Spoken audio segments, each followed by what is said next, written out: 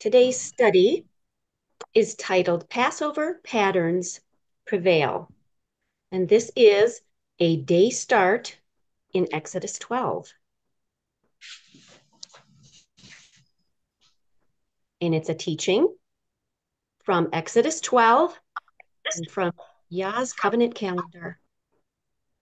We'll be looking at Exodus 12, Egypt's Passover, and we will be reviewing various concepts. We'll be looking also at King Josiah. We'll look at Yahushua's Passover. We'll see the patterns. The patterns reveal the promises. Let's take a look at Exodus 12, verses 1 through 51, and the institution of the Passover. This is a long chapter with very explicit instructions about requirements for the Passover feast cycle. Now, not every verse will be applied here to every Passover that follows, but let's just take a look here at verses 1 through 5. That is about selecting a lamb on the 10th day, and you keep it to the 14th day. Verses 15 through 20 give us the instructions for the 7 cycles of the Feast of Unleavened Bread. Verses 24 through 28 speak of observing Passover as a memorial forever. In 35 through 36, we read how the Egyptians had been spoiled or plundered. In verses 37 through 39, people are leaving Ramesses, and we're going to actually find out when that was. In 40 through 42, we will be addressing the 430-year timeline since Abraham. And verses 43 through 51 details Passover regulations on who can partake. So about less than half of these 51 verses address the actual event of the Passover from Egypt, and we will look at those verses closely.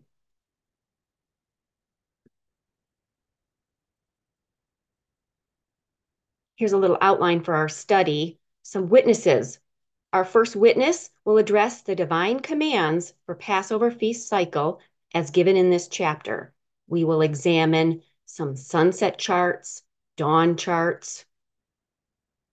A second witness, we will discuss what is the rabbinical mindset. It is a sunset mindset, and we'll take a look to see if it matches patterns, scriptural patterns. Our third witness will come from 2 Chronicles 35, King Josiah's Passover. That was a massive Passover with over 41,000 offerings. And then we'll take a look at the 430-year timeline comparing between Genesis 15 with Abram and the Exodus 12 Passover deliverance. And finally, we'll wrap up with looking at the spoiling of the Egyptians, the plundering. When did that occur? And I will say there are wonderful gems in this study. You will see them visually through this discussion on slides. I also have a couple verbal gems. So if you're listening and paying attention, listen for those. A couple verbal gems. All right, so just this, sometimes when you're reading through Exodus 12, maybe you've had a couple questions come up. They seem like a conflict. Verse 10 gives explicit instructions that if any portion of the lamb will be remaining until the morning, it has to be burned with fire. And for obvious reasons, this disposal would not be done inside their dwelling place. Verse 22 gives instructions for the people to remain in their homes till morning. How would this be accomplished if lamb leftovers must be burned before morning? And remember, they are commanded not to go out the door of their home until morning. We know the homes of the people during the Exodus 12 time frame were not like our homes. And we're going to examine and take a look at some examples of what their living quarters may have been like. And some of these studies come from mystudybible.com. A typical home of the Israelites. The homes of the poor were small and modest, consisting of usually 1 to 4 rooms, and almost always including a courtyard on the east of the house, so that the prevailing westerly winds would blow the smoke away from the house. The family carried on most of its activity in the courtyard. Food was prepared here in an oven built of clay. Storage jars were kept here, and animals were often housed here. However, the house only met the essential needs of family life, such as shelter, a place to prepare food, make clothing and pottery, and care for animals.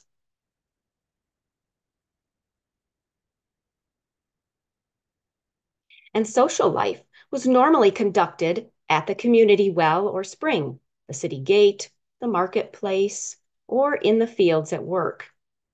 Because of the heat in summer and the cold in the winter, houses were built with few, if any, windows.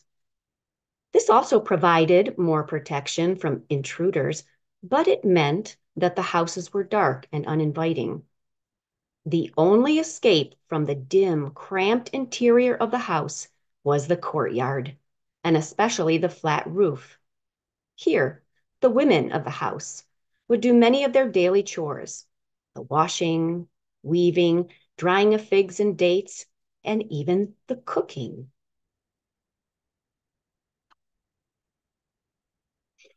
Here you see a reconstruction of an 8th century BC Israelite house, showing rooms for sleeping on straw mats and for storage.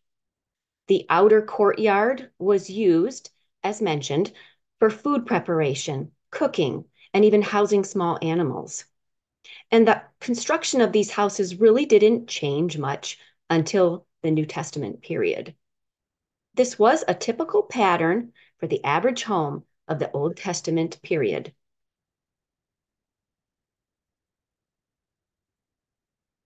And here we have an aerial view focusing on the gate area. And in the center of the picture is the 4-chamber inner gate. And the rooms of the house, you can see they're located around a central courtyard, which had a water cistern and an excavation site of a typical home with the brick framework. You can see the different rooms, outlines.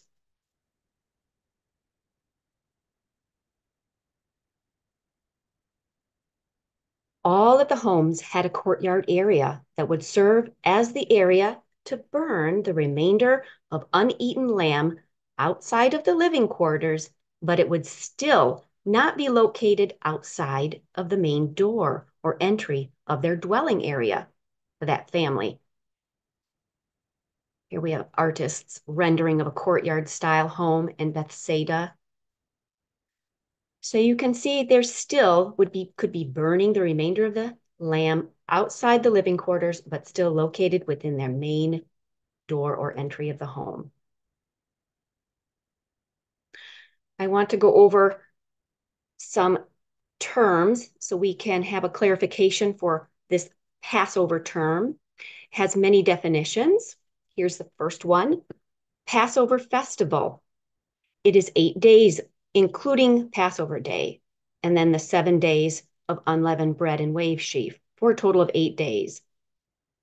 Passover and the 7 days of unleavened bread and wave sheaf, which is housed inside of the 7 days of unleavened bread. Passover feast, that is one complete cycle of 24 hours, celebrated on the 14th cycle of the first month. Using the word cycle here, sometimes there's a confusion with the word day, yom, and night, lael. We use cycle to refer to a complete 24-hour period. housing all components. Passover lamb, that is the sacrificial animal offered, eaten, and leftovers would have been disposed of on the 14th cycle. Passover meal, that is the commanded meal to be eaten on the Passover festival cycle. They were also commanded to eat unleavened bread and bitter with this meal in Exodus 12:8. I have herbs italicized there. That is not in the Hebrew text. It is eat unleavened bread and bitter. That's another study in itself that you could have fun with.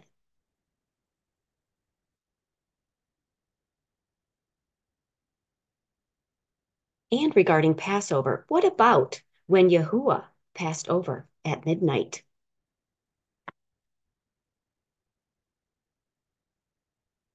Questions are always helpful to get us thinking. Are we sure that all of the events connected to Passover actually happened on Passover Day? Does it matter? Was the Passover Day ever referred to as the Feast of Unleavened Bread? Does eating unleavened bread dictate the Passover meal will be part of the first day of unleavened bread? Or is the Passover meal always eaten on the 14th cycle at the Passover feast? Yahuwah's people, covered under the blood of the doorposts, were safe from the death plague. Did Yahuwah pass over the blood-stained homes at midnight on Abib 14 or on Abib 15? Does the Passover day begin with a sunset moment? And if not, what is the function of sunset? Hopefully, we'll answer some of these questions. You'll find the answers in this study. So, to our first witness, we will study the outline of Exodus 12 and the divine commands for Passover. We will be looking and examining charts, dawn to dawn charts and sunset to sunset charts, to see if there's an alignment and a forward progressive movement in time. So when is Passover? Have you ever heard that as we get closer to that season? Someone might say, hey, everyone, Passover is on April 3rd this year. Meet you there. Oh, does that mean Passover starts at sunset on April 2nd? And you might hear someone else say, no, I think that means sunset on April 3rd, doesn't it? You see, this is the kind of confusion that results from the sunset cycle mindset. And we're going to examine 3 witnesses and try to solve the day start question. We will look at Exodus Passover with Moses. There are some Jewish historical accounts and King Josiah's Passover. We'll begin reading Exodus 12, 1 through 10, always taking note of the context. So the context here is the first month and also in regards to the 10th cycle of the first month. And Yahuwah spake unto Moses and Aharon in the land of Egypt, saying, this month shall be unto you the beginning of months. It shall be the first month of the year to you. Speak ye unto all the congregation of Yisrael, saying, in the 10th day of this month they shall take to them every man a lamb, according to the house of their fathers, a lamb for a house.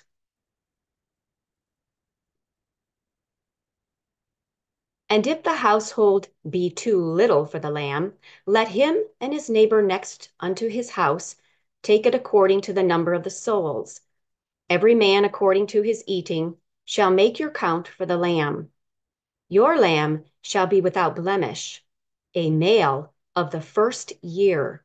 You shall take it out from the sheep or from the goats. Now our context is moving into the 14th cycle in the first month. And ye shall keep it, the Passover lamb, up until the 14th day of the same month. And the whole assembly of the congregation of Yisrael shall kill it in the evening. That's H 6153. And they shall take of the blood and strike it on the two side posts and on the upper door post of the houses, wherein they shall eat it. This is the context of the 14th day. And we're going to take a look at this phrase, which is in the King James Version here, shall kill it in the evening. Let's take it to the Hebrew and see if it gives us clarification into what does this phrase mean. So Strong's gives us a definition here for evening.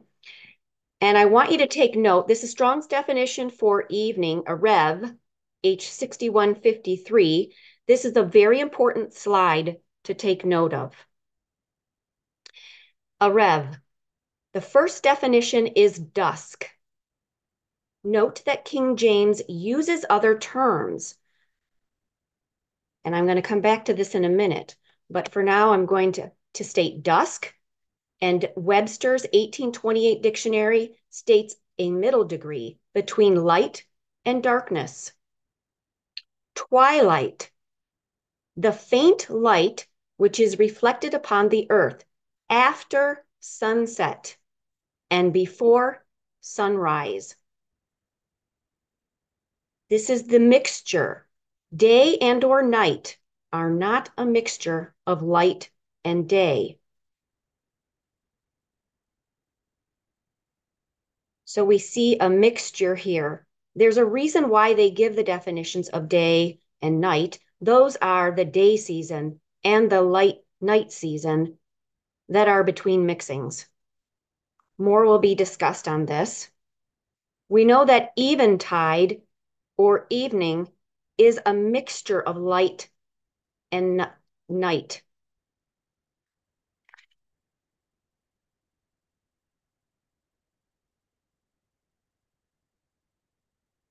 Examining more here, this phrase between the evenings, it's used in Exodus 12:6 for the first time. It's ben ha'arbayim. These Hebrew words are first used in Exodus 12:6. And ye shall keep it up until the 14th day of the same month. And the whole assembly of the congregation of Yisrael shall kill it, H99:6, ben, in the evening, H61:53, Arbaim. What does this phrase really mean? There are a lot of opinions. Well, opinions need to stand up to Scripture and to Torah, to the Hebrew definition. We're not going to go into really an in-depth study on Ben Ha'abarim right now, but I want to let you know that we have 3 teachings that are available to understand this phrase, Ben Ha'abarim. And you can take a look at some of those on studythecalendar.com. We may be even revamping some of those a little bit as we have gotten a more clear understanding of Ben Ha'abarim. The Hebrew definition of evening should be fairly easy to understand, but do all Messianic and Hebrew roots teachers agree with the Hebrew? So remember, the first definition is dusk, or a mixing of light and night after sunset. Now, one of the first Hebrew definitions for evening we saw is dusk after sunset. This is a popular definition, which we're going to discuss right here, a popular definition for evening, according to the rabbis, according to Messianic teachers. The most popular rabbinical definition is the evening begins at noon, ending at sunset, defining the 9th hour as between the evenings, or between noon and sunset, to align with Yahusha's death. We do know Yahusha did lay down his life at the ninth hour. That's 3 p.m., about 3 p.m.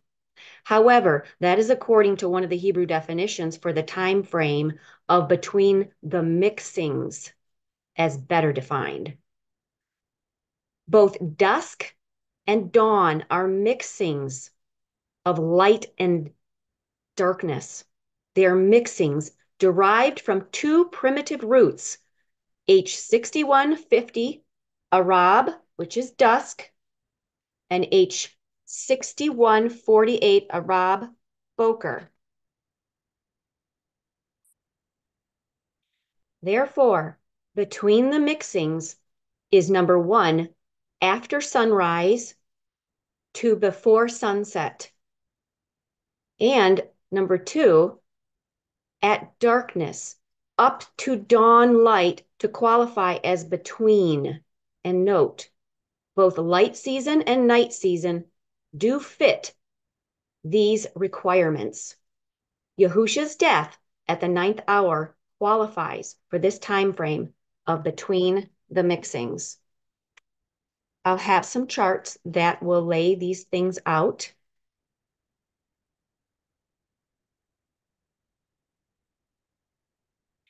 And what I want to say is that the rabbinical account for the term evening or between the evenings is not a covenant calendar witness.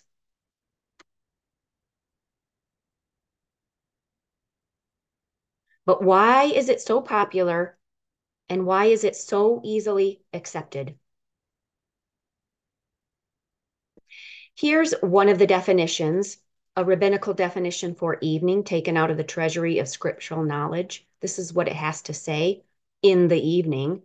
It is Hebrew for between the two evenings. The Jews divided the day into morning and evening. Till the sun passed the meridian, all was morning or forenoon. After that, all was evening or afternoon. Their first evening began just after 12 o'clock and continued till sunset, which would usher in twilight. Their second evening began at sunset with the dusk, and it continued till night, i.e., during the whole time of dusk twilight. Between 12 o'clock, therefore, and the termination of twilight, the Passover was offered. Well, here I have a picture. This is a popular teaching among Messianics or Hebrew roots, rabbis, teachers. They take the light portion, yom or day, and they divide it into morning and evening, where high noon is the separation point.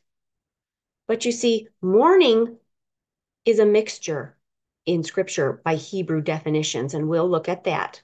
But as we looked at previously, a few slides ago, so is evening. It is a mixture. But what teachers do is they take those mixtures and say they're part of this whole light season. So when the sun rises, then you have morning until high noon. They say this is a mixture. I don't see a mixture there. I see full sun. Then as the sun is going down, they call that the evening. And the first evening, these teachers say the first evening is from high noon until the sun is going down. And when it sets, that's the first evening. And then Yahusha died at that evening in the midst of it. But I ask you, do you see a mixture here in the evening? A mixture of light and night? I don't. Is this a true definition or a false definition for day? Here's another way of viewing between the evenings. Some rabbis, teachers, messianics. Here's a statement.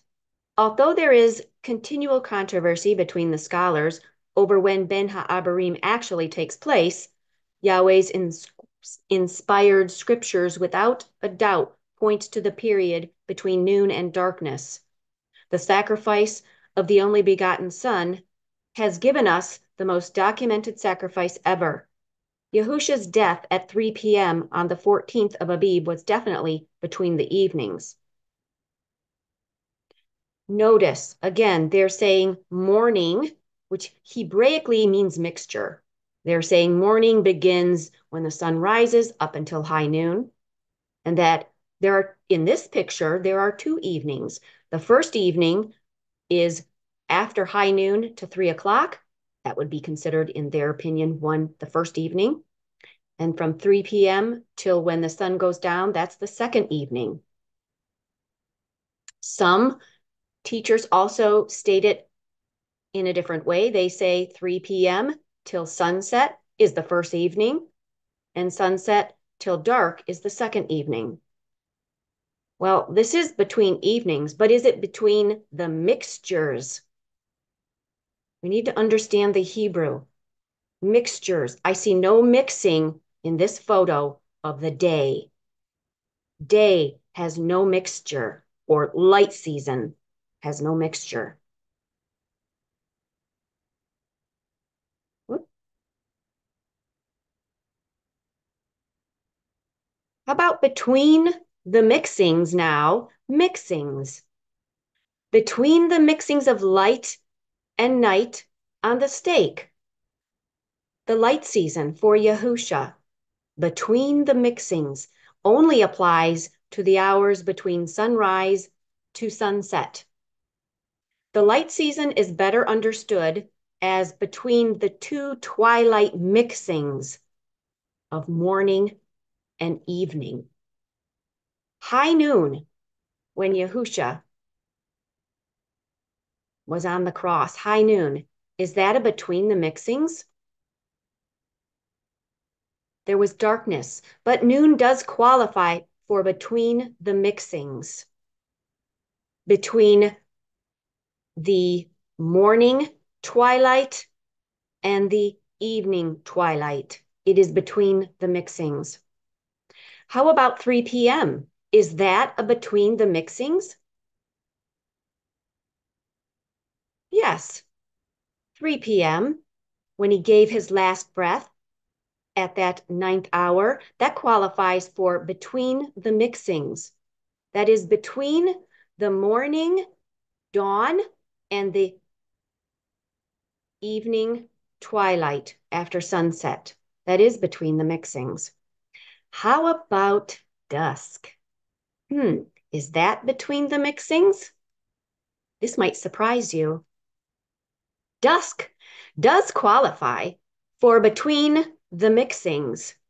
It qualifies for between a greater mixing of dawn to dawn.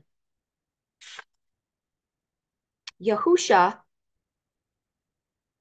was not taken off the cross until the evening, that dusk period, which does qualify for between the mixings, but a greater mixing, the dawn mixing of the 14th day and the following cutoff point mixture dawn, Boker, of 14 going into 15.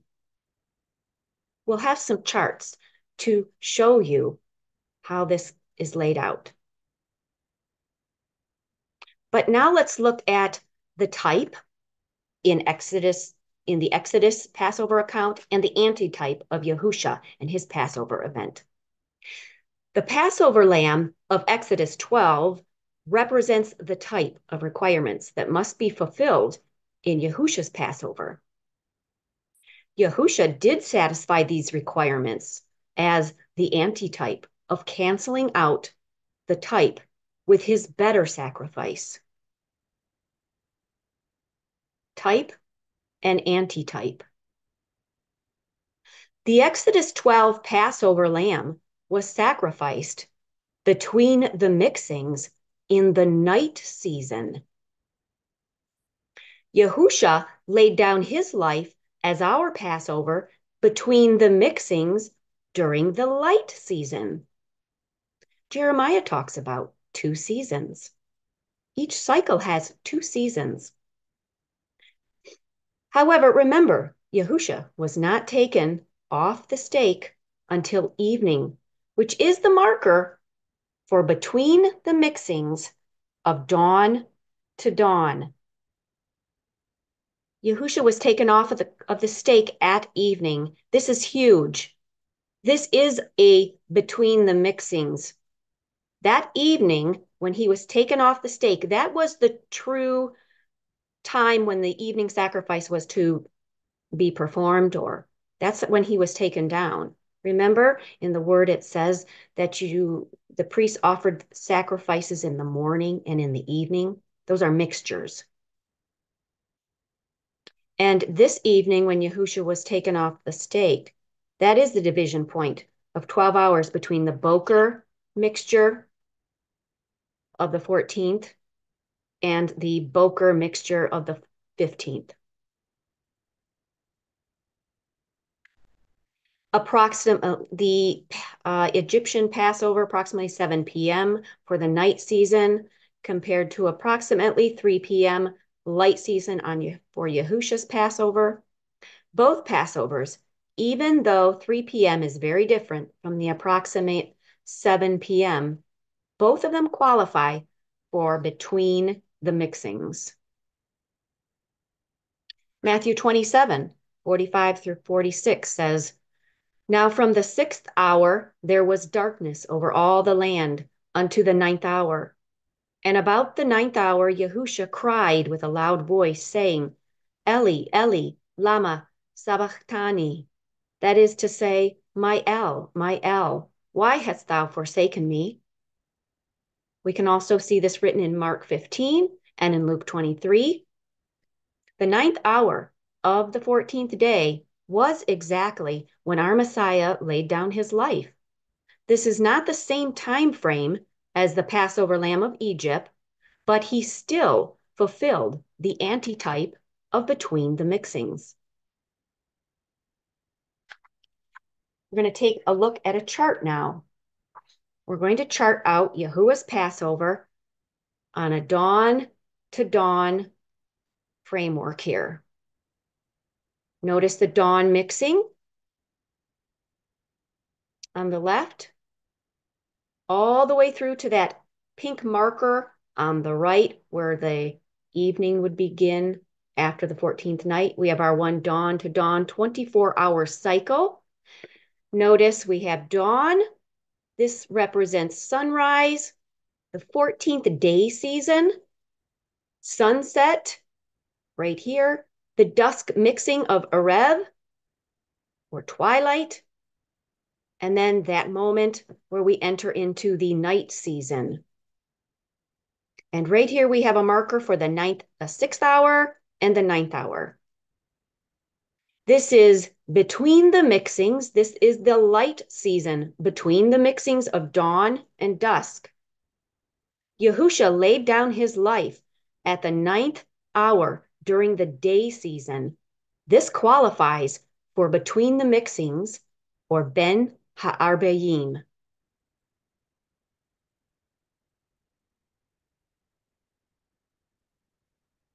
Does this mean the Passover lamb of Exodus 12 was also sacrificed at the 9th hour? Let's take a look and see what scripture says.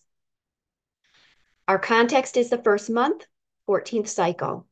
And they shall eat the flesh in that night, H39:15, Abib 14, in that night, roast with fire and unleavened bread and with bitter herbs, they shall eat it. Eat not of it raw, nor sodden at all with water, but roast with fire, his head with his legs, and with the purtenance thereof. So note, the eating command was for that night, or the night that belonged to the 14th cycle.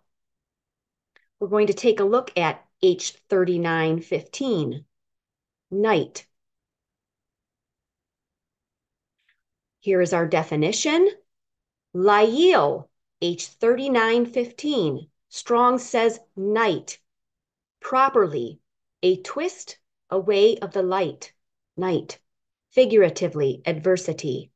KJV has some definitions. Brown Driver Briggs says night as opposed to day, used of gloom, a protective shadow figuratively. So we see the definition of Lail is night, darkness, absolutely no light, no mixing, no mixture. Did the Exodus 12 Hebrews really eat their Passover lamb at night? We'll chart this out on a dawn to dawn chart again. And the events of Exodus 12, we will take note of how they are laid out on a chart.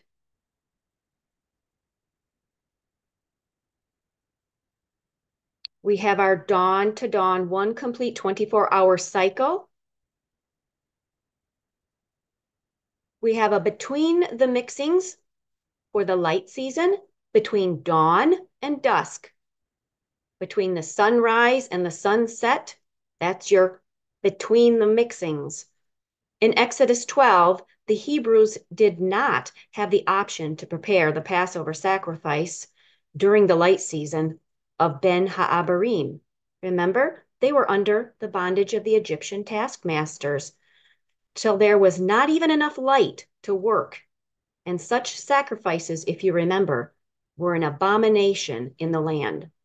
So no sacrifices were performed here in this light season on the 14th in Egypt. Now here we also have a between the mixings.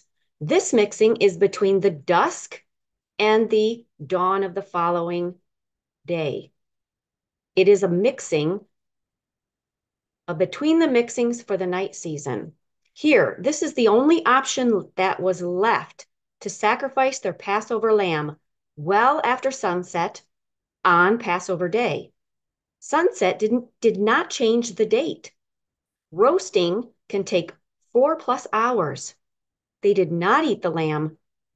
I'm sorry, they did eat the lamb on the 14th night, as scripture stated, as commanded in Exodus 12, in the safety of their own homes.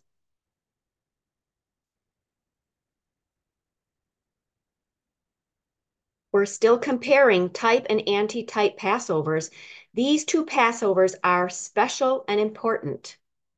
We have between the mixings for the light season and between the mixings for the night season.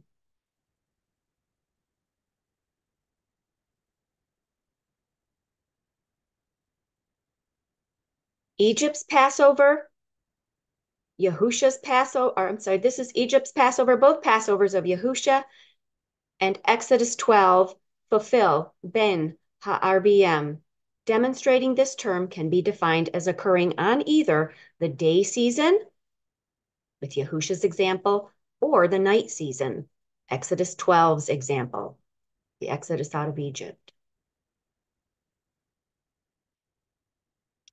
Now, this is a very important slide. Take note. Yahusha's Passover is the most important Passover. Notice here we have a between the mixings for the light season, a between the mixings, as we've been discussing, for the night season, but there is a greater between the mixings from dawn of the 14th to the dawning, which is a plowing, a breakthrough into the 15th. We have a greater mixing of dawn to dawn. Notice, Yahusha was not taken down off of the stake until it was evening. He was a sacrifice, and he offered himself fully. We have that dusk mixture that is direct, that's that division point between the two greater mixings of Boker to Boker, right there. I hope you can see that. The 12 hours from dawn till the evening when he was taken down, and then when he was taken down, the 12 hours up until the sealing of the tomb, probably at the next, right before the next breaking of day.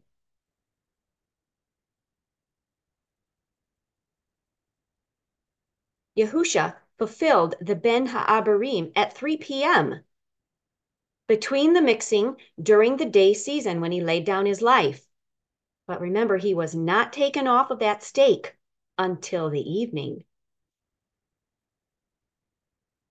Yahushua also fulfilled the Ben Ha'abarim in the dusk evening between the mixing of the 24 hours of dawn to dawn when his body, as the sacrifice, was removed from the stake.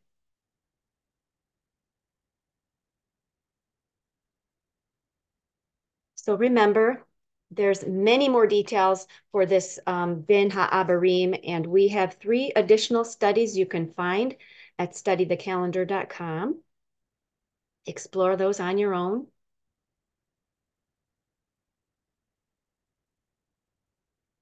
The context for Exodus 12, 6 through 9 is Passover Day of Abib 14.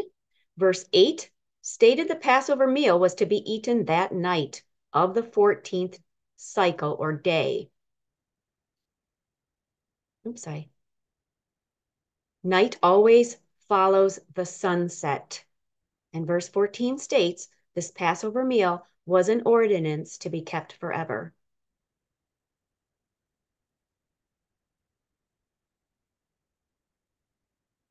Now, explicit instructions were given to eat the flesh of that lamb in that night, that Passover night, not the next day, not on the 15th. Remember, as they were partaking of this Passover flesh, they were reminded to look forward to the true Passover lamb. Each household could savor this thought all night long on that Abib 14 as they handled and ate the flesh of the Passover lamb. Soon, we will see that they are told that no one is allowed to eat of the Passover lamb the next day.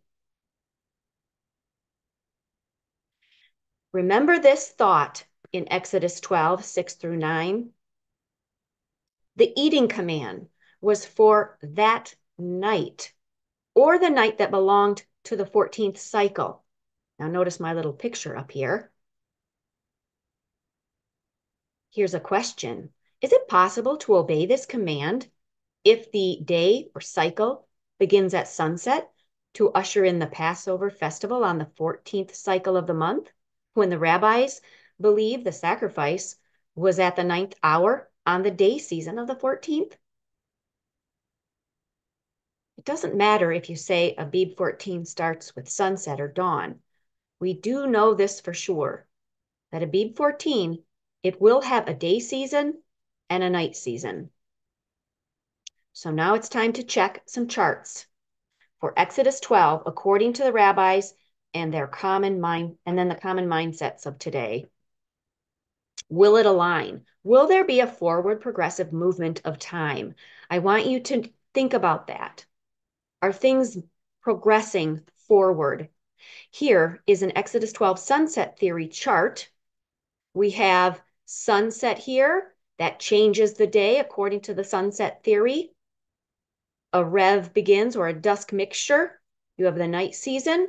Then there's dawn, a dawn mixture.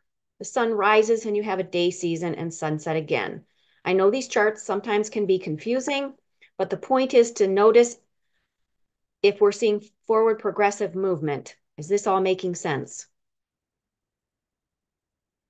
We're going to keep the events all on the same day of Abib 14. From one sunset to sunset, 24-hour cycle. We have the dusk mixing.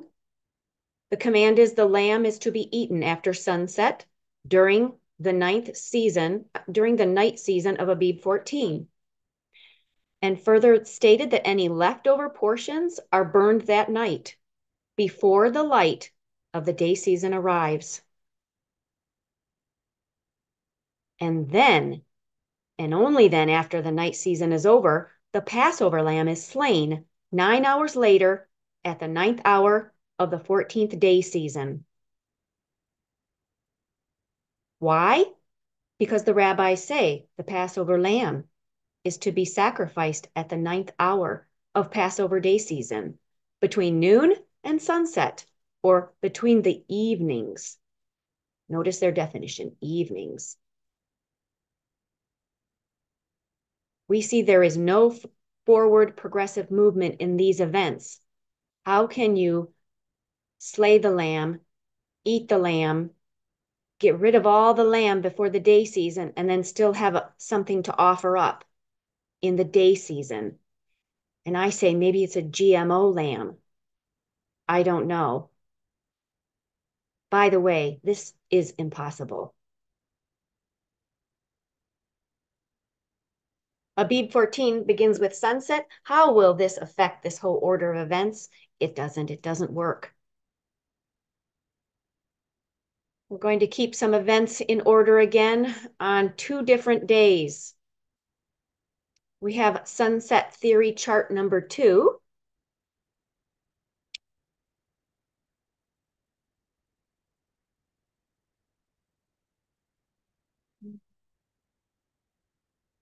Abib 14 at the 9th hour is indeed the sacrificial time for the Passover lamb. Why? The rabbis say that the Passover lamb is to be sacrificed at the 9th hour on the Passover day season between noon and sunset, as that's their first evening, according to their definition.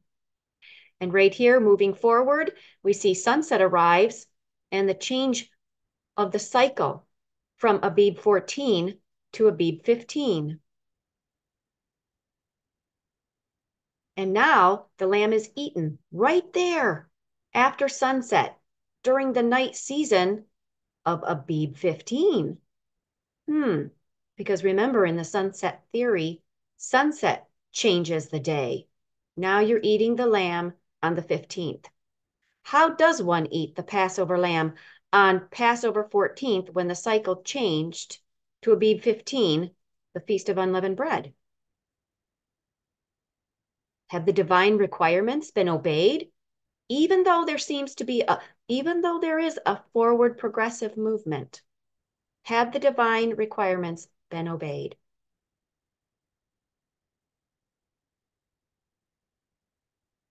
The Exodus 12 Passover events cannot be charted properly in a forward progressive movement according to the rabbis and current mindset on a sunset day start. Neither will sunset commencement properly align the events for Yahushua's Passover. We do know the Exodus 12 Passover lamb was sacrificed and eaten at night. So no matter what the day start is, there would not be a problem here until the departure command to leave the next morning, which would be Abib 14 in their theory, not the 15th of Numbers 33:3.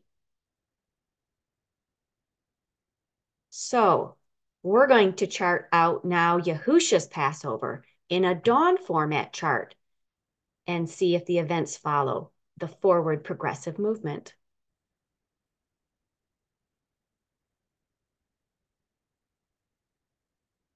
Dawn to dawn format, as you've seen before, we're going to see if all the events are kept in order. I'll tell you ahead of time, they will be.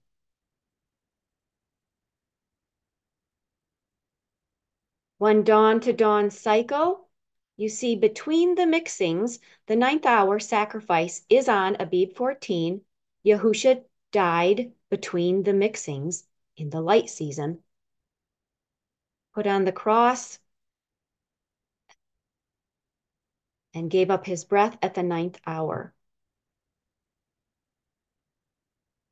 Sunset arrives on Abib 14, and it ushers in the dusk mixture here. And remember, this is where Joseph of Arimathea came and went before Pilate to ask for the body when it was evening. And he was granted permission. He bought linen. He took the body down during this dusky mixture time. Our Passover lamb was then handled all night of Abib 14 in burial, with Joseph of Arimathea and Nicodemus coming at night. Between these mixings, the night season. It would have taken a lot of time to clean all that blood off his body that had dried in the hot sun, carefully wrapping his body, as was in the custom of the Jews, each finger, each toe, taking special care with our Messiah, and laying it in that tomb where no one had been laid before. And then just before dawn would have arrived, the stone was rolled to close the tomb. Remember, Nicodemus had a lot of spices, and they placed that on his body. And all the antitype requirements would have been fulfilled. And Abib 15, unleavened bread, begins at dawn. I see perfect, progressive movement in all of these events.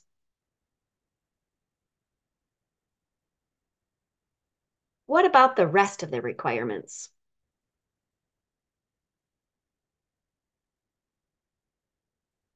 Exodus 12, verse 10, and ye shall let nothing of it remain until the morning. H 1242. And that which remaineth of it until the morning ye shall burn with fire. Let's take a look at morning. Strong's H 1242 Boker from 1239. Properly dawn, as the break of day. Generally morning. KJV uses day, early, morning, morrow. Bakar, a primitive root to plow, or generally break forth. This is not sunrise. This is before sunrise. It's the breaking of day. Our definition of morning, Boker, morning. Brown Driver Briggs says, break of day, morning, used of end of night, used of coming of daylight. Notice sunrise, coming of sunrise, not sunrise, but coming of sunrise. Beginning of day. It's light before that orb is seen. The morrow, the next day, the next morning.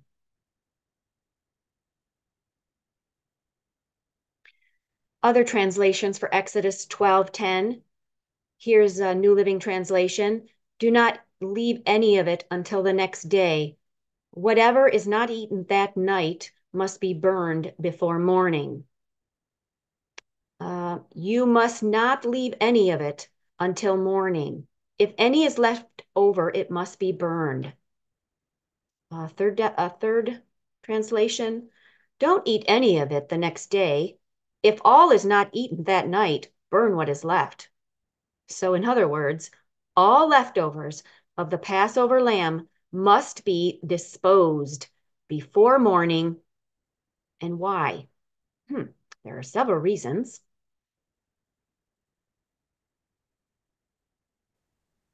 The morning ushers in Abib 15. So Exodus 12:10, and ye shall let nothing of it remain until the morning, and that which remaineth of it until the morning ye shall burn with fire. The Passover lamb of Exodus 12 is a type for the antitype. It must be burned or out of sight before the morning transitioned to Abib 15. And our gospel Passover application here, so it is with our Messiah and his lifeless body. He must be in the tomb out of sight on Passover night before the morning of Abib 15.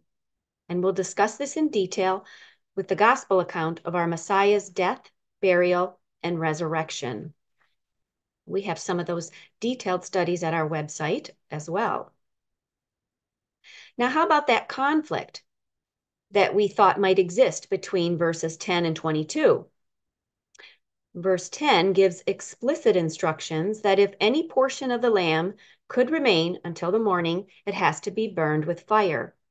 And for obvious reasons, this disposal wouldn't be done inside their dwelling place. We saw in verse 22, instructions are given for the people to remain in their homes until morning.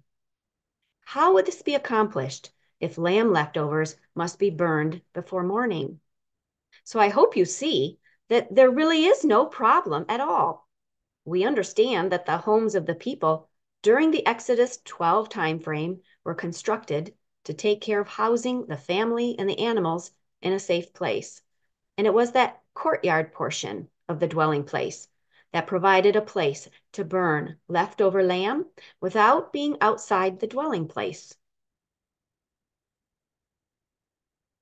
And what happens in the morning? Well, Abib 14 ends at dawn, at Boker, at that mixing point. And Abib 15 begins with daybreak at that same dividing point. Let's look some more in Exodus 12. And thus shall ye eat it with your loins girded, your shoes on your feet, and your staff in your hand, and ye shall eat it in haste. It is Yahuah's Passover. For I will pass through the land of Egypt this night, and will smite all the firstborn in the land of Egypt, both man and beast. And the blood shall be to you for a token upon the houses where ye are. And when I see the blood, I will pass over you, and the plague shall not be upon you to destroy you, when I smite the land of Egypt. And this day shall be unto you for a memorial, and ye shall keep it a feast to Yahuah throughout your generations. Ye shall keep it a feast by an ordinance forever.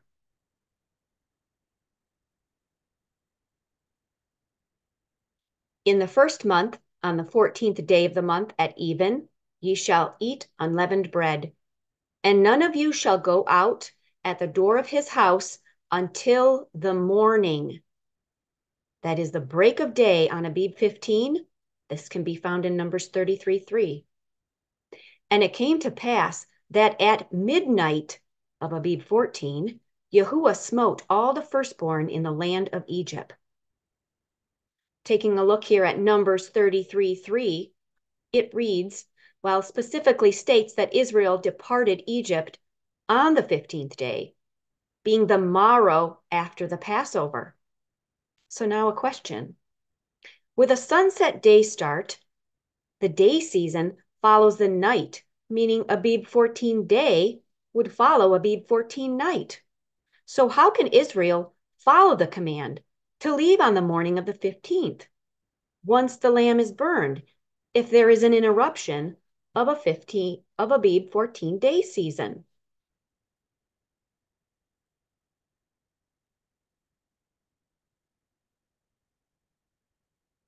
Let's chart this out on a day format chart, keeping all the events in order on Abib 14.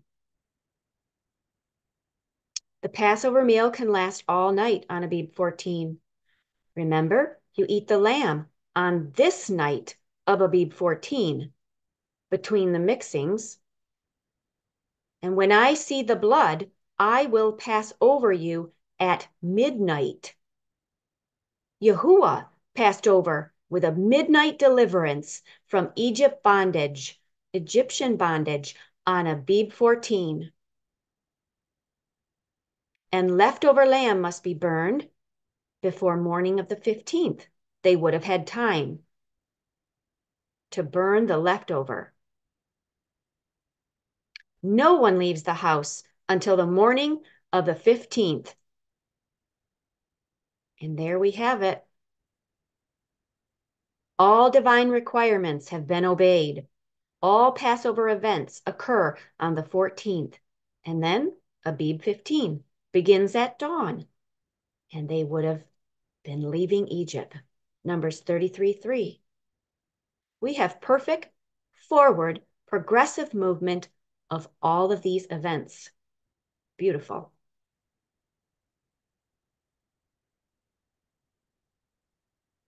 Exodus 12 is the foundation. Exodus 12 is the first place in Torah where this phrase, Bein ha'arbayim, is found, referring to only the night season. Now, other testimonies of bin ha'abarim do refer to the day season. And due to the circumstances, Egypt's Passover lamb was not eaten until well into the night of Abib 14. Therefore, it would have been impossible for Yahuah's people to obey the command to eat the Passover lamb on Abib 14 if sunset changed the date to the 15th. And because of this, the sunset theory automatically disqualifies itself. There is no command anywhere in Scripture to eat the Passover lamb at the sunset dusk portion where it declares Abib 15 begins and ushers in the first day feast of unleavened bread. If this is so, the Passover meal will never be eaten on Passover day, connecting it to the date of Abib 14.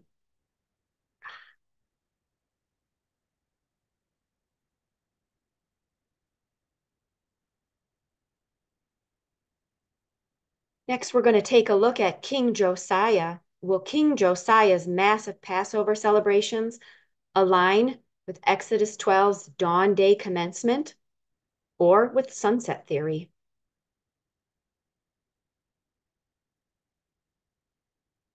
Here we are at our third witness of 2 Chronicles 35, King Josiah's Passover. In about 625 BC, this was a massive Passover of around 41,400 sacrifices. And this was approximately 875 plus years after Exodus 12. 2 Chronicles 35:18 reads, "And there was no Passover like to that kept in Israel from the days of Samuel the prophet, neither did all the kings of Israel keep such a Passover as Josiah kept." So this testimony mentions both the day season and the night season. And the question is, or questions, were all these Passover sacrifices eaten on Abib 14 or not? Was Josiah obedient to the Torah? Our third witness, again, 2 Chronicles 35. We'll look at verses 1 and 7 through 9. "Moreover, Josiah kept a Passover unto Yahuah in Jerusalem, and they killed the Passover on the 14th day of the first month. And Josiah gave to the people of the flock, lambs, and kids, all for the Passover offerings, for all that were present, to the number of 30,000, and 3,000 bullocks. These were of the king's substance. And his princes gave willingly unto the people Passover offerings, 2,600 small cattle, and 300 oxen. Gave unto the Levites for Passover offerings 5,000 small cattle and 500 oxen." So you can see the numbers listed all there for a total of 41,400. Wow.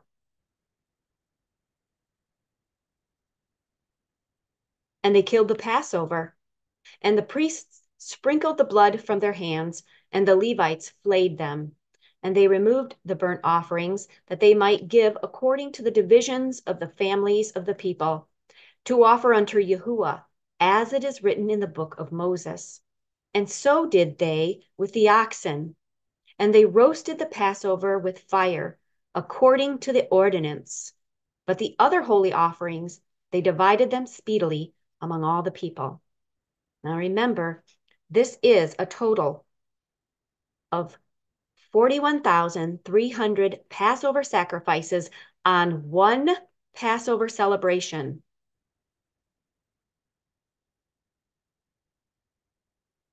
And afterward, they made ready for themselves and for the priests, because the priests, the sons of Aaron, were busied in offering of burnt offerings and the fat until night. That's Lael 39:15. Therefore, the Levites prepared for themselves and for the priests, the sons of Aaron. So all the service of Yahuah was prepared the same day to keep the Passover and to offer burnt offerings upon the altar of Yahuah according to the commandment of King Josiah. Notice, they busied in offering of all 41,400 burnt offerings and the fat until night. But in verse 16, it also says everything was prepared the same day.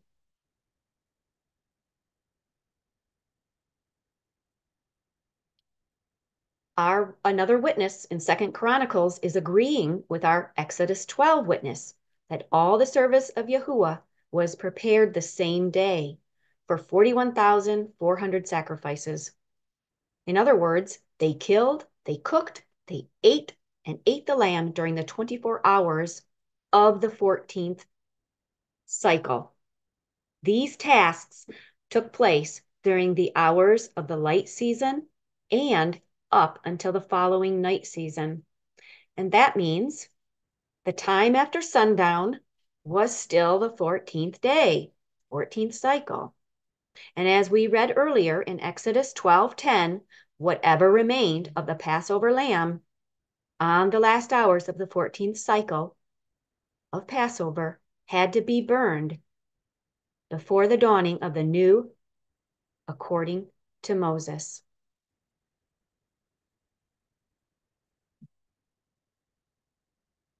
Remember, approximately 900 years before Josiah's Passover, Yahuah passed over that same night. He passed over on Passover day at midnight, which was still on the hours of the 14th cycle and not the beginning of the 15th or the next cycle.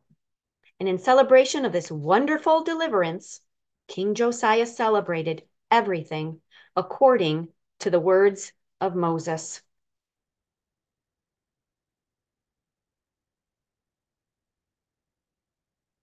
So we can look at some of the Passover Day festival schedules for that event in Exodus during the daylight season on Abib 14.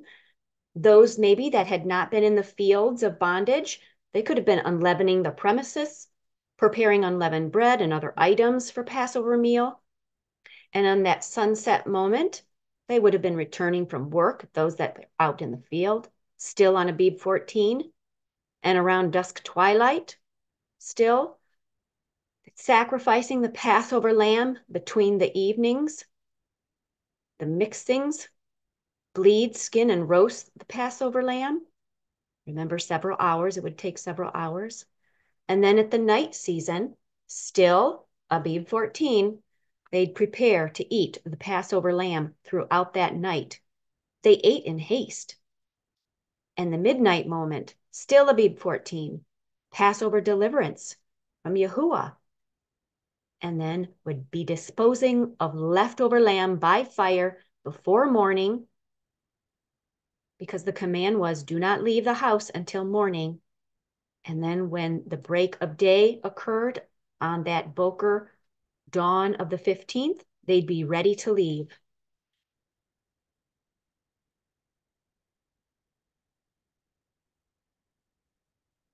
So now, when someone says, when is Passover? Hey, Passover is on April 3rd this year. Meet you there. That means we should start unleavening our homes in the morning of Abib 3rd. That's right, and we'll meet to celebrate the Passover meal at dusk on Abib 3rd. See you there.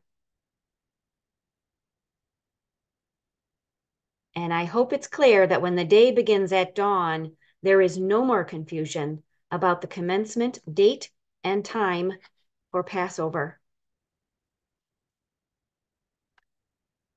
As you can see, Exodus 12 really lays it out well that the day does begin at dawn. And now to some gems. You know, when we're looking into these dawn day studies, many times we find precious gems, and this is one of them. There are two we'll look at, and a couple I'll verbally tell you, but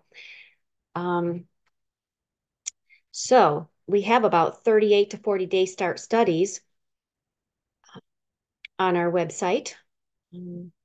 Anyway, let's look at this gem here in Exodus 12. We are going to compare 430, 400-year timeline between Abram in Genesis 15 and the Exodus of Exodus 12. These are cousin studies, you might say, involving a timeline. We're going to look at a timeline here because timelines are important for Yahuah's people to understand just where they are in the stream of time.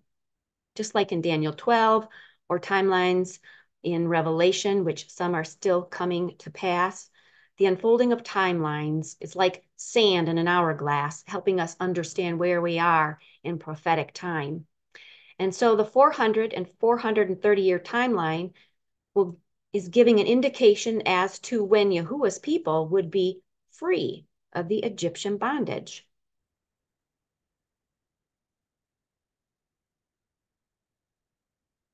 Genesis 15 and Acts 7 both are going to speak of 700 years.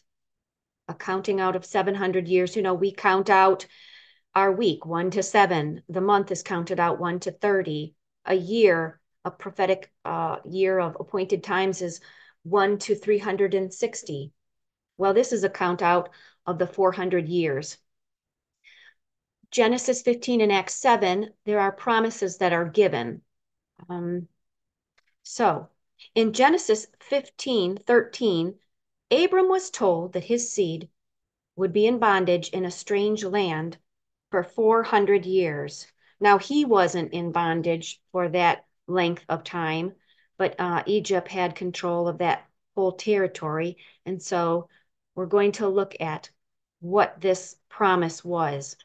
And he said unto Abram, know of a surety that thy seed shall be a stranger in a land that is not theirs, and shall serve them, and they shall afflict them 400 years. So this divine promise was sealed as Abram's sacrifices were consumed by the smoking furnace and the burning lamp when it was dark. If you remember, he asked for a confirmation from Yahuah.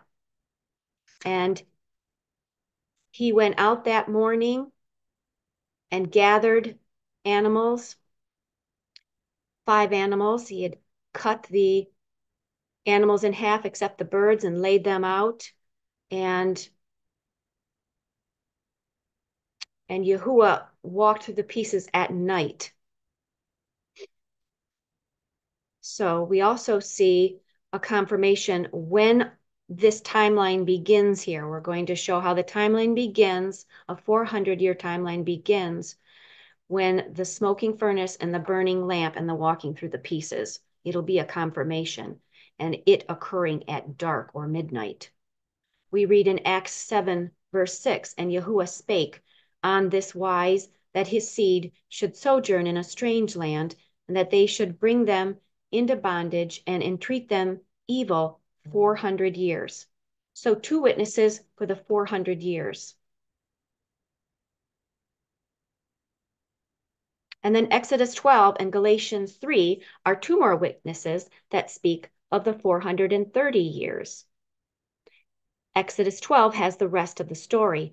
However, it uses the 430-year timeline rather than the 400 years. Exodus 12:40 says, now the sojourning of the children of Israel who dwelt in Egypt was 430 years. And in Galatians, it testifies to that. Now to Abraham and to seed were the promises made. And this I say, that the covenant that was confirmed, which was 430 years after, cannot disannul that it should make the promise of none effect. We've got timelines that are exact. And Genesis 15 is going to begin a timeline, and it's going to be carried out all the way through Exodus 12:40 at the end of the timeline. And we're going to be charting and showing this. Because some of the times this can be a little confusing, like a puzzle. How do you harmonize these 2 timelines of 400 years and or the 430 years? So Genesis, as we saw, Genesis 15, verse 13, and Acts 7, verse 6, both speak of 400 years. And then Exodus 12:40 and Galatians 3, they speak of 430 years. So the period of 400 years and 430 years can be harmonized by acknowledging different starting dates, and we are going to show this. The 430 years begins with Abram's call to leave Haran. If you remember, Terah of Ur of the Chaldeans had been called out to come into the land of Canaan. Abraham was with him. He was delayed in Haran, but Abraham heard the call. He moved out with Lot and went forth. Perhaps with Terah, it was the death of his son. He didn't go with them. The call was to Abraham when he left Haran. The 400-year timeline is going to begin at a different point. It's going to begin 30 years later when Ishmael starts to afflict and taunt Isaac. We are going to divide this 430-year timeline up into two pieces. We're going to look at two 215-year timelines. So the first timeline we're going to look at is going to show from when Abram leaves Haran at age 75, and it's going to take us all the way to Jacob's entry into Egypt, and that is 215 years later. And then at the bottom of the screen, we're going to look at the second 215-year timeline. That will be from Jacob's entry into Egypt all the way through to the Exodus. That's 215 years.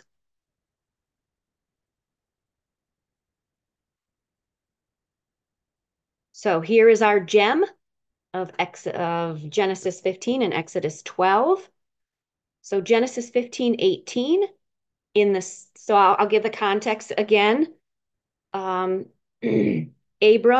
is asked to he takes 5 animals to sacrifice, cut into halves, except for the birds. He lays them out. And that is happening during the day season. Birds are beginning to come in and peck away at these offerings, and Abram is shooing them all away.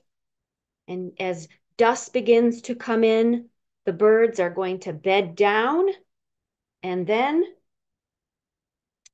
it comes to be when the sun goes down and it is dark that we see Yahuah going to be passing through the pieces.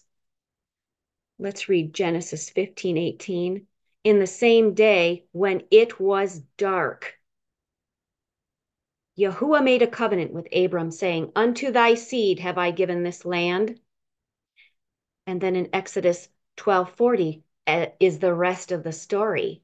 Now the sojourning of the children of Israel who dwelt in Egypt was 430 years.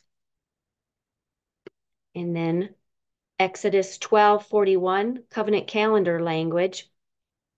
And it came to pass at the end of the 430 years, even the selfsame day it came to pass, that all the host of Yahuah went out from the land of Egypt. This was midnight. Now, we know they didn't leave at midnight, but their bondage, their deliverance out of bondage occurred at midnight. So from Abram's midnight to the Egyptian deliverance of the Israelites at midnight, we have a pattern here, a picture. Let me put this on a timeline here and show you this. We're going to first look at the first 300 years of our 430 years. And this can be a little confusing sometimes, but we'll start here with line A. And Genesis 15:2 states, the promises were given to Abraham in Haran. Remember, that was the center of moon worship. And a few verses later, Abraham leaves Haran at the age of 75.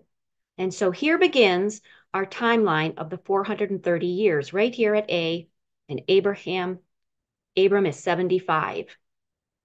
Then we move to line B. It's 10 years later, Genesis 15. 13 through 17, Yahuah's covenant with Abraham is sealed with the blood sacrifices that we just talked about. And in verse 3 of chapter 16, Abraham takes Hagar 10 years after entering Canaan. 1 year later, we'll move to line C. 1 year later, we're now at 11 years later.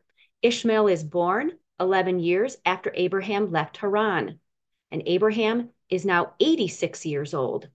It's all a little bit of math here. All right.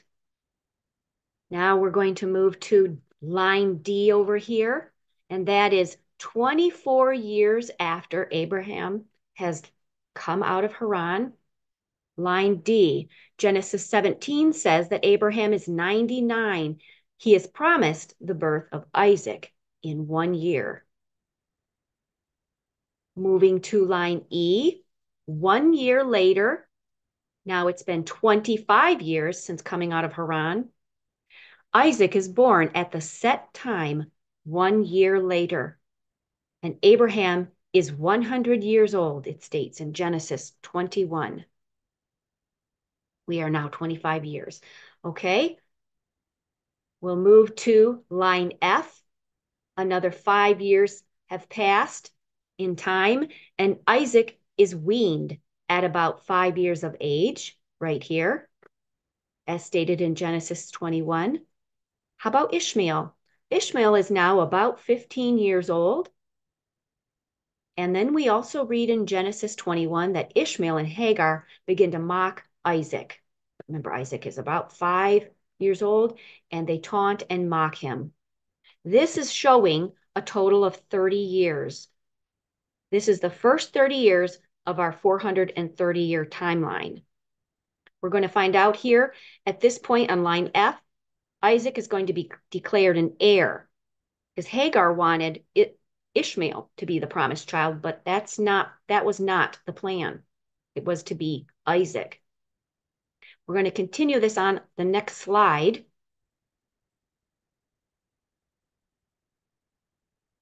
Okay, so here's our A to F again right here. We just put it on our slide, and now we're going to G and H. We're still trying to show the first 215 years of the 430-year timeline. So we're still showing the first 215. If you remember, line E here was the birth of Isaac. 5 years later, our timeline then for the first, well, this is the end of our 30 years, but it also begins the 400-year count. The timeline for the 400 years begins right here when Isaac is declared as Abraham's heir. He's about 5 years old.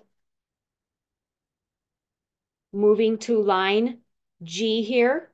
This is the birth of Jacob. Okay, when Isaac is, yes, the birth of 60 years later, down here, 60 years, we had Isaac born here at E. 60 years later, Jacob is born, okay, which is 55 years from F. So F to G is 55. We have the birth of Jacob when Isaac is 30. Jacob is born 130 years after his birth. He's 130 years old. Imagine that. Line takes us to line H and Jacob's entry into Egypt at 130 years. So now we have a completion of the first 215 years of the 430-year cycle when you put it all together. And you can go back and look at all that math there. But now we're going to look at the last 215 years, or the second, okay? Here's our H, line H right here. Jacob's entry into Egypt. He's 130 years old. It's going to be 215 years from when he enters Egypt to the point of the Exodus from Egypt. We've given you these verses in Genesis 15 and Exodus 12, so I'm not going to read those. We'll read up here Exodus 12:29. And it came to pass that at midnight Yahuah smote all the firstborn in the land of Egypt. That ends our 430-year timeline. The promise has been honored, and Moses, who led Yahuah's people out of Egypt, was the fourth generation of Levi. And once that timeline was completed, his seed was delivered from bondage on the self-same day. That's Passover, Abib 14. Remember when Abram did the offerings with the pieces, and that happened when the Yahuah made a covenant with him?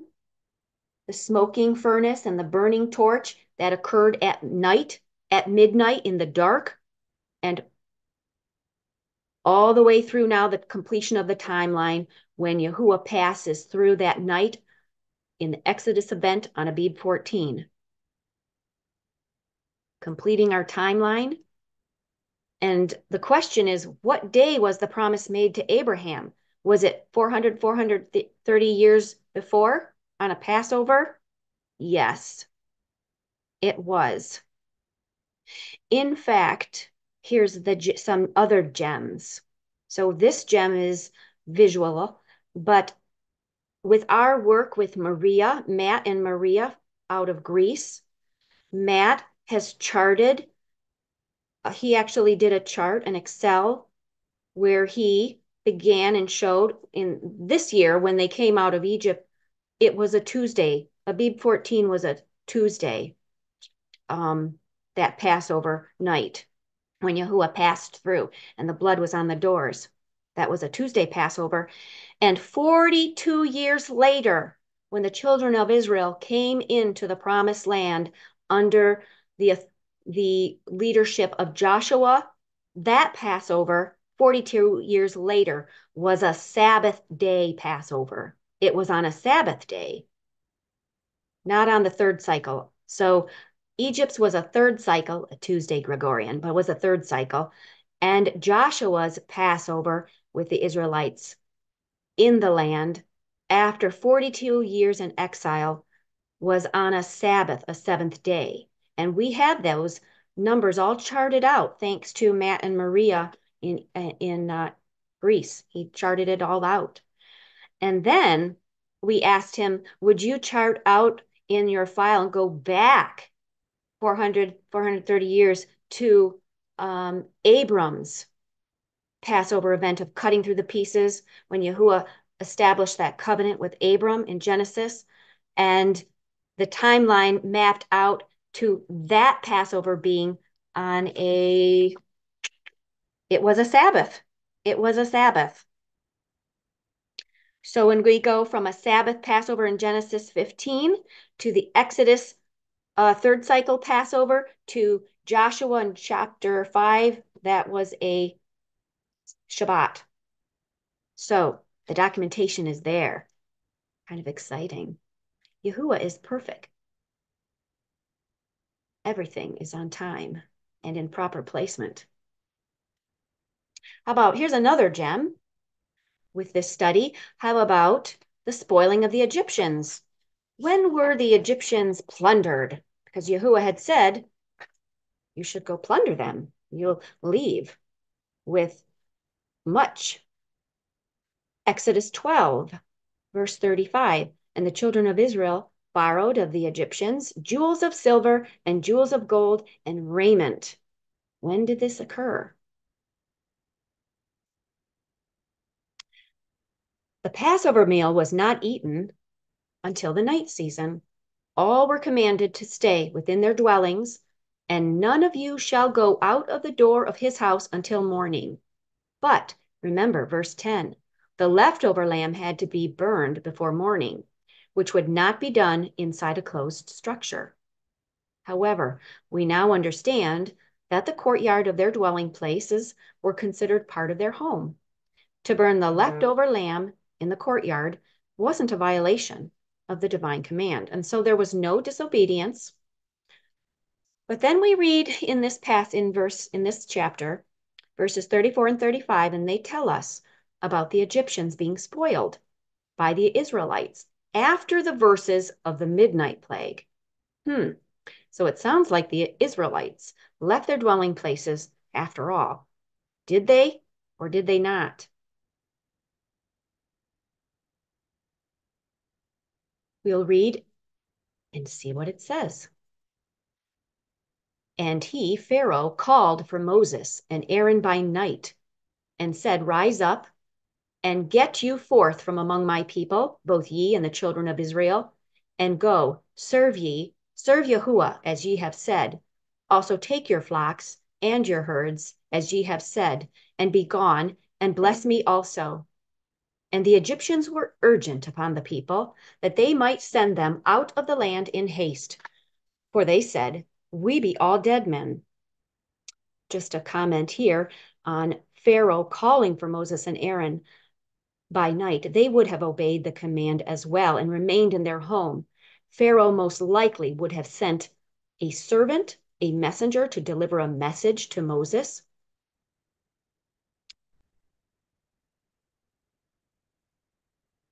And the people took their dough before it was leavened, and their kneading troughs, being bound up in their clothes, upon their shoulders.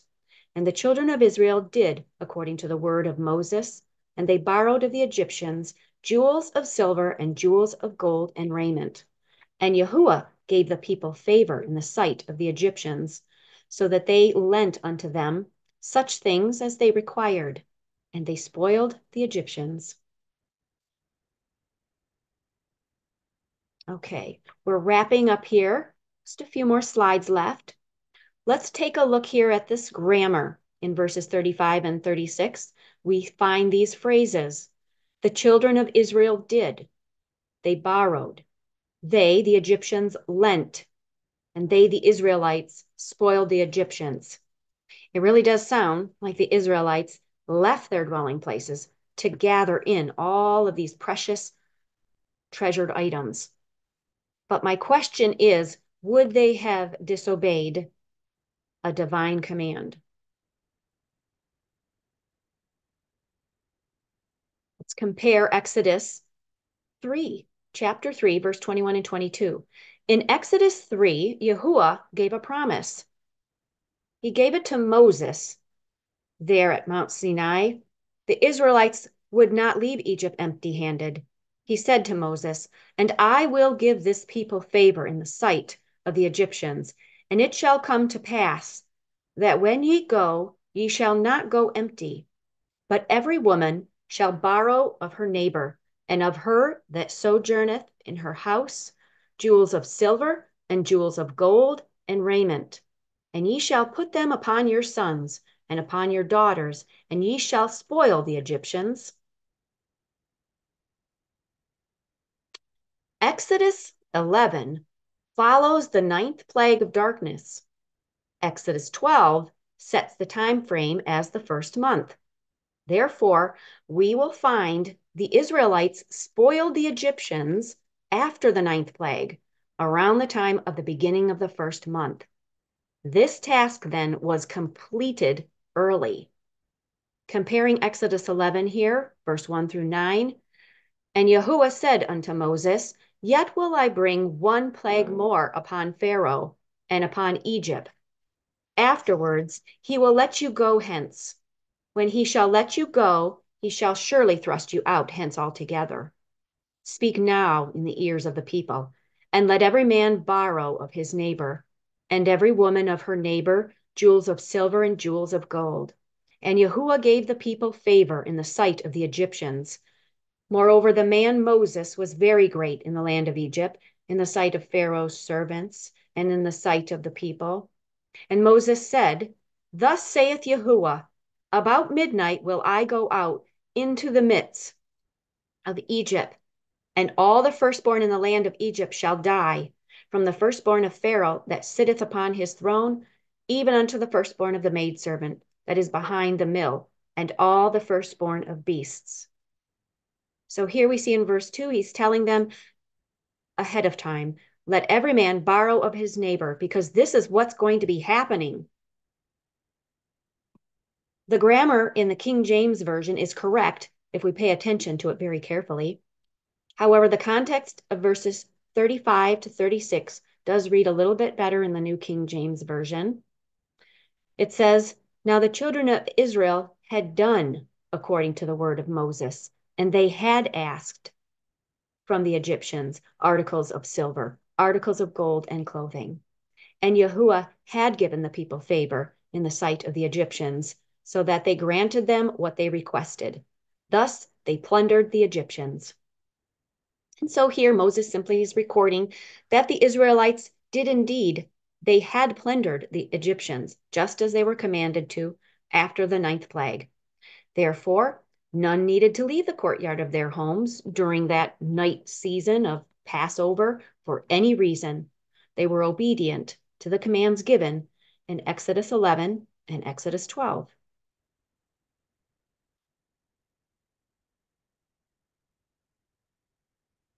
The command was, remember, don't leave your house until morning. They were to stay put the whole night season of Abib 14.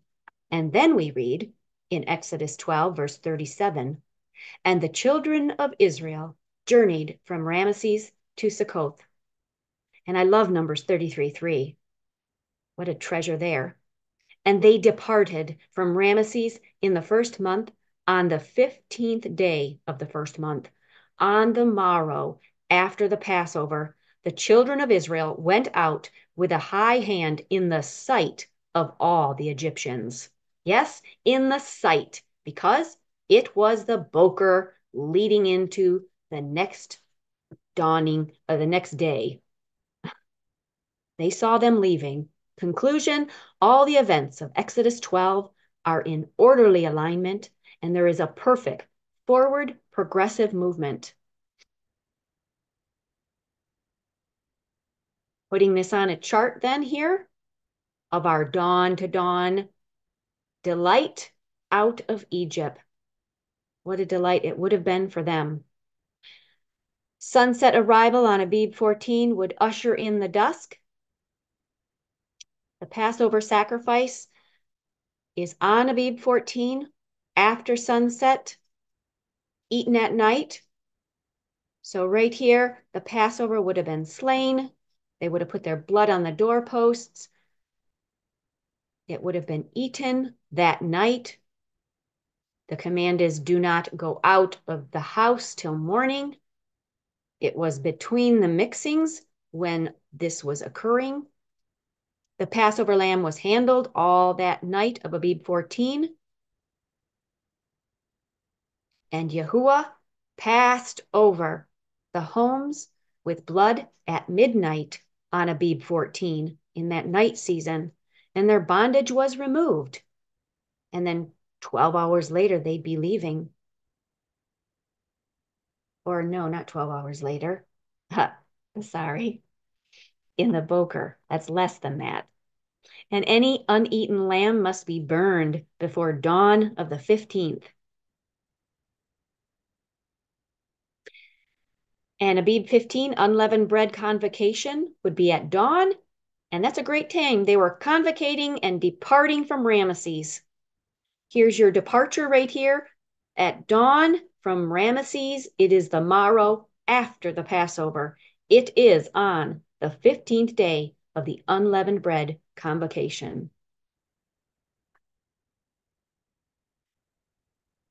So question time here for Exodus 12. Some feel the Passover feast day begins at sunset on Abib 13, and they prepare to eat the Passover meal at dusk after sunset, believing that this is now Abib 14. However, there's a problem there because the children of Israel were commanded to leave the morrow after, which would be the day season of Abib 14. And if you remember, Numbers 33:3 confirms that they left on the morning of Abib 15, not on the morning of Abib 14. And something to ponder. The sunset commencement causes conflict between Exodus 12 and Numbers 33. And it is only the dawn day start, as we read in the very beginning in Genesis 1, that has the solution. The solution is dawn to dawn, perfect alignment. Hallelujah. The end. And my word to you, may every Passover provide a special blessing through covenant calendar simplicity. And I truly do wish you all a most blessed spring season, a Passover memorial with your Cohen Hagadol, your high priest, Yahushua HaMashiach. He will be with you in presence as you memorialize these events and enter into another year of set apart appointments on his set apart calendar. Any questions, please send them to questions@studythecalendar.com. And thank you.